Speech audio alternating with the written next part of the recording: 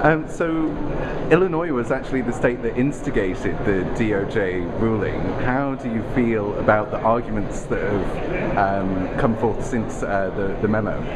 Well, I think it was an absolute wonderful endorsement of the legal acumen of the legislative general counsels and the governor's general counsel. They always thought that we had the legal ability to sell lottery games over the internet. So the DOJ letter of the 23rd was wonderful to receive, but it endorsed something that we already believed. And you mentioned in the panel that you thought there is a public policy case for lottery going online, but less positive for other casino-style games. Why do you think that is?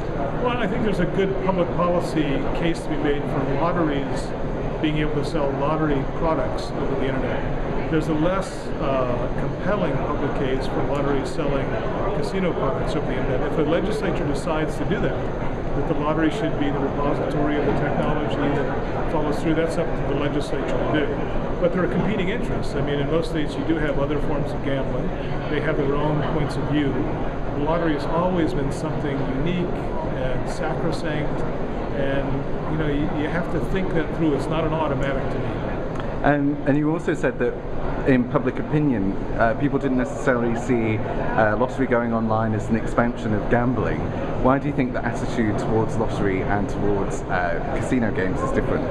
Well, as I said at the beginning of the panel, one of the things that people do is they conflate casinos with lotteries, and they're completely different things. And if you come from the casino industry, to a large extent you don't really understand why people play lotteries. The odds are so awful, there's not much action, etc. And I think that again, a lottery has a high degree of approval because people perceive it as being a benign form of gambling. You don't increase your chance of winning by playing a lot. Well-run lotteries have a large number of people playing a little, not maximizing revenue by person. Casinos are much less popular in terms of any vote. If you do a plebiscite and say, do you want to expand casinos? Most people would say no. If you say to people, do you believe in a lottery? Most people would say yes. When you ask in a public opinion poll or a survey, would you be in favor of the lottery selling Powerball or Mega Millions over the internet? That is not perceived to be an expansion of gambling. If you ask the same people, what if the lottery started selling, having poker over the internet or casino-style games over the internet?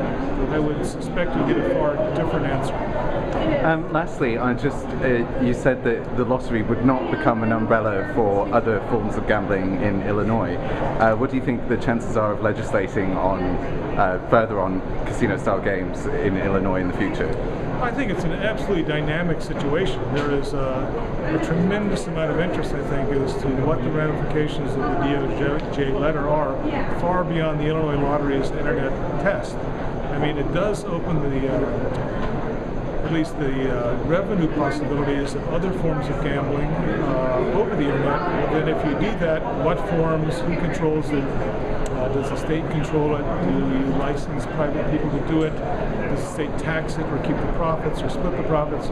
It opens up a wide range of public policy issues, but it is all, as of right now, not known, but certainly being debated.